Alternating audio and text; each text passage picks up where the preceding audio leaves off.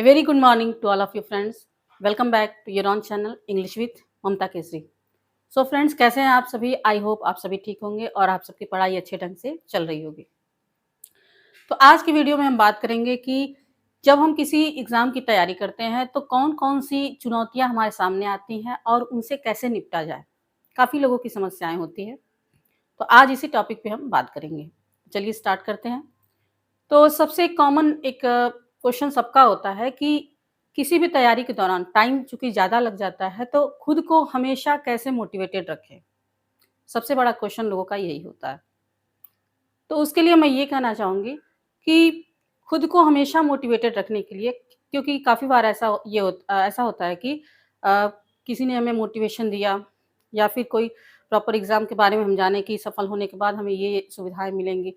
तो कुछ समय के लिए ऐसा होता है कि हम उत्साह से भर जाते हैं, बहुत ही उत्साहित हो जाते हैं और तैयारी करना शुरू कर देते हैं।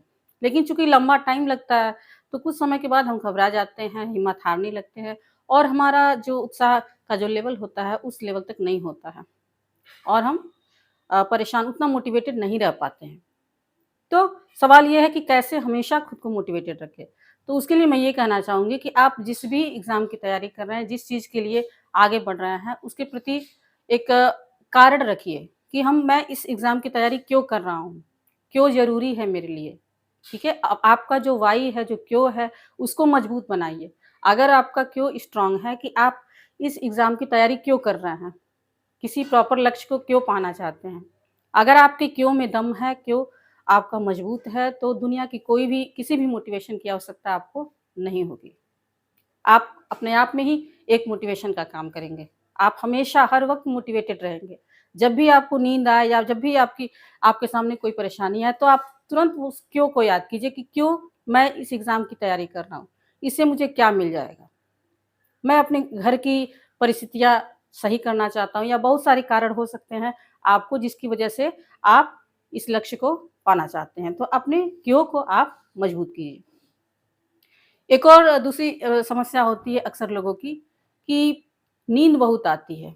अक्सर लोग की समस्या ये होती है कि जब पढ़ने बैठते हैं उसी टाइम नींद आ जाती है। तो उसके लिए हम क्या करें? तो उसके लिए मैं ये कहना चाहूँगी कि यदि आप अपने लक्ष्य के प्रति बहुत ज़्यादा सीरियस हैं, बहुत ज़्यादा डेडिकेटेड हैं, तो ऐसा हो ही नहीं सकता कि आपको जब भी आप पढ़ने बैठे आपको नींद आ जाए। ठीक है? यदि ऐसा हो रहा है तो इसका मतलब बहुत ज़्यादा सीरियस आप अपने लक्ष्य को नहीं ले रहे हैं, बहुत ज़्यादा सीरियसली नहीं ले रहे हैं। ठीक है? आपके अंदर यदि उस लक्ष्य को पाने की तीव्र इच्छा है, बहुत ज़्यादा तीव्र भूख है आपको उसको पाने की, तो आपको नींद आ ही नहीं सकता। हाँ, 5-6 घंटे के लिए नींद लेना ज़रूरी है, लेकिन ऐसा नहीं है कि जब आप पढ़ने बैठेंगे आपको नींद आ जाएगी। इस टॉपिक से रिलेटेड मैं एक छोटी-सी स्टोरी है गौतम बुद्ध की, मैं आपको सुनाती हूँ। एक बार एक गाँव में गौतम बुद्ध को उपदेश देने जाना था।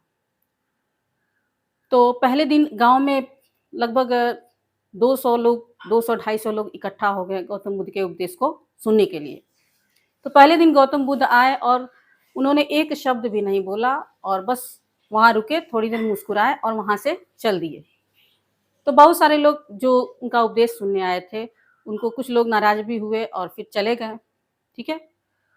तो अगले दिन फिर ये हुआ कि आज भी गौतम बुद्ध उपदेश देने के लिए आने वाले हैं। तो फिर अगले दिन भी आए, लेकिन अगले दिन ये हुआ कि संख्या कल की तुलना में पहले दिन की तुलना में संख्या कम थी लोगों की। तो दूसरे दिन भी गौतम बुद्ध आए और उन्होंने फिर कुछ नहीं बोला, एक शब्द भी नहीं बोला और मुस्कुराए थोड़ा-सा और फिर वापस चले गए। तो काफ़ी लोग फिर से नाराज़ हुए कि आ रहे हैं और हम लोग उपदेश सुनने के लिए आए हैं और उन्होंने एक शब्द भी नहीं बोला, फिर चले गए। फिर तीसरे दिन भी ये हुआ कि आज भी गौतम बुद्ध आने वाले हैं। तीसरे दिन लोगों की संख्या और कम हुई, घट के लगभग 50 के करीब हो गई थी। तीसरे दिन भी उन्होंने कुछ नहीं बोला और फिर वापस बिना बोले ही चले गए। ठीक है? चौथे दिन आए, तो चौथे दिन लोगों की संख्या बहुत कम थी, लगभग 15 मात्र 15 लोग आए थे उनके उपदेश को सुनने के लिए। तो चौथे दिन उन्होंने अपना पूरा उपदेश दिया और वही जो 15 लोग हुए, उनके उपदेश को विभिन्न जगहों पे फैलाएँ। तो किसी ने ये सवाल किया महात्मा बुद्ध से कि आपने 3 दिन आप पहले आए, आपने क्यों कुछ एक शब्द भी नहीं बोला? तो उन्होंने ये कहा कि मुझे ऐसे व्यक्तियों की तलाश थी, जिनको वास्तव में ज्ञान की ज़रूरत है, जो वास्तव में ज्ञान लेना चाहते हैं। पहले दिन तो जितने भी लोग आए थे, काफ़ी लोग ऐसे थे जो केवल देखने के लिए आए थे। कुछ लोग ऐसे भी होंगे जो लोगों का देखा-देखी भीड़ इकट्ठा है तो चलो हम भी थोड़ा-सा चल गए, हम भी थोड़ा-सा सुन लिए, इसलिए आए थे। लेकिन मुझे ऐसे व्यक्ति की तलाश थी जिसके अंदर वास्तव में भूख है उसको प्राप्त करने की, उस ज्ञान को प्राप्त करने की। और ऐसे व्यक्ति मुझे आज मिल गए हैं। जो 15 लोग हैं यही ऐसे लोग हैं जिनको वास्तव में भूख है उस ज्ञान को प्राप्त करने की। तो यही चीज़ आप पढ़ाई पे भी लागू कर सकते हैं। बहुत सारे कोई भी जब कोई भी फॉर्म आता है तो बहुत सारे लोग अप्लाई करते हैं। कुछ लोग केवल देखने के लिए जाते हैं, कुछ लोग देखा-देखी में भर देते हैं। लेकिन वास्तव में कुछ ही लोग होते हैं, सेलेक्टेड लोग होते हैं, जो अपने लक्ष्य के प्रति बिल्कुल फ़ोकस्ड होते हैं, बिल्कुल डेडिकेटेड होते हैं और वास्तव में प्यास होती है, करो या मरो की स्थिति उनके सामने होती है।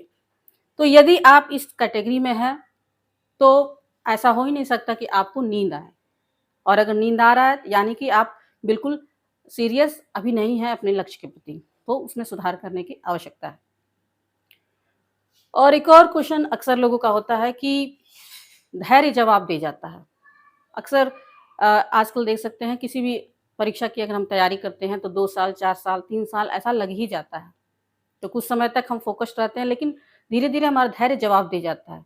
उनके लिए ये कहना चाहूँगी कि हमें जुनून के साथ-साथ धैर्य की भी उतनी ही आवश्यकता है। हमारे अंदर जुनून होना चाहिए, लगन होना चाहिए, लेकिन साथ-साथ धैर्य की भी ज़रूरत होती है। बहुत ज़्यादा अधीर नहीं होना है आपको कि थोड़ा-सा एक बार असफल हो गए, 2 बार असफल हो गए, 3 बार असफल हो गए, तो फिर हार मान कर के हम बैठ जाएँ।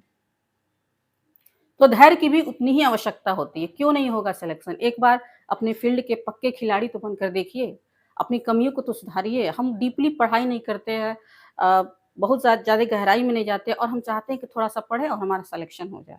बहुत ज़्यादा अधीर हो जाते हैं, तो ये चीज़ नहीं रखना है। अगर वास्तव में आप एक बड़ा लक्ष्य आपने रखा है, तो आपको आपके अंदर धैर्य की बहुत ज़्यादा आवश्यकता है। धैर्य जिसके अंदर है वही अपने लक्ष्य को पा सकता है और असफलता से तो बिल्कुल भी नहीं घबराना है। क्योंकि जो भी सफल लोग आज आपके सामने दिखाई दे रहे हैं, वो ज़रूर 1 बार, 2 बार, 3 बार या हो सकता है 4 बार असफल हुए होंगे, तभी आज जा कर के सफलता को देख देख पा रहे हैं। ठीक है? तो अगर आपने सफलता की राह पे आप चल पड़े हैं, तो असफलता को पचाना भी हमें ही सीखना होगा। ठीक है? और एक और समस्या बहुत लोगों के सामने होती है कि नौकरी के साथ-साथ पढ़ाई नहीं हो पाती। बहुत सारे लोग हैं जो प्राइवेट जॉब में हैं और वो चाहते हैं तैयारी करना तो बार-बार उनका कहना ये होता है कि टाइम मैनेजमेंट नहीं हो पाता है जिससे कि तैयारी नहीं हो पाती।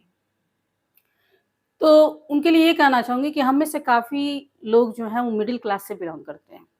और मिडल क्लास में आपको पता होगा जैसे ही बच्चा 25 साल का या 26 साल का होता है, तो एक प्रेशर घर की तरफ से भी होता है कि तुम्हें कमाना है और कुछ ज़िम्मेदारियाँ तुम्हें भी निभाना है। और अगर हम गवर्नमेंट जॉब का वेट करेंगे कि अब लगेगा, पता चले कई साल बीत गए, तो एक तरह से मेंटली प्रेशर भी घर से आने लगता है, तो ना हम पढ़ाई ही कर पाते हैं और ना हम अर्निंग ही कर पाते हैं। ठीक है? हमारे सामने मिडल क्लास जो हम लोग हैं, उनके सामने कोई ऑप्शन ही नहीं होता है, उनको करना ही करना है। तो उनके लिए मैं ये कहना चाहूँगी कि ऐसा इम्पॉसिबल नहीं है कि हम अगर प्राइवेट जॉब कर रहे हैं, उसके साथ-साथ हम तैयारी नहीं कर सकते हैं, बिल्कुल पॉसिबल है, ठीक है?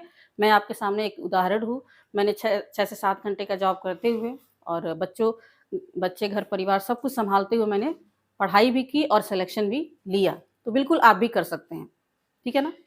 उससे ये होगा कि आप ऐसा नहीं है कि अगर आप कोई जॉब कर रहे हैं तो मैक्सिमम आप 6 घंटे या 7 घंटे, 8 घंटे का ही जॉब आपको करना है।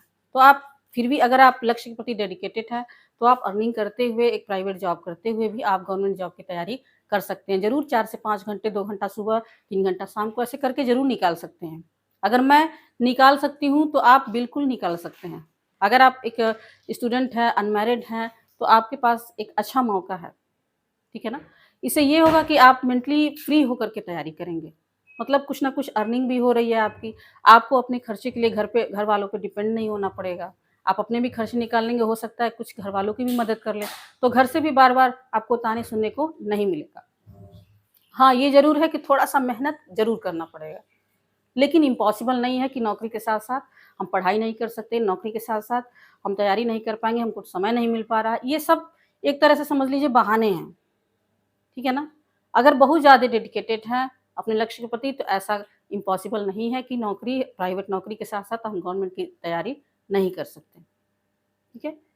मेंटली फ्री होकर के तैयारी करेंगे। तो लास्ट में मैं आप सभी से यही कहना चाहूँगी कि जब भी पढ़ने बैठे, तो मन को एकदम शांत करके, ठीक है? नेगेटिविटी से दूर होकर के और एक बार ईश्वर को याद करें कि हे ईश्वर, मैं जिस लक्ष्य की प्राप्ति के लिए मैंने अपना ये सफ़र शुरू किया है, उसमें मुझे सफलता मिले।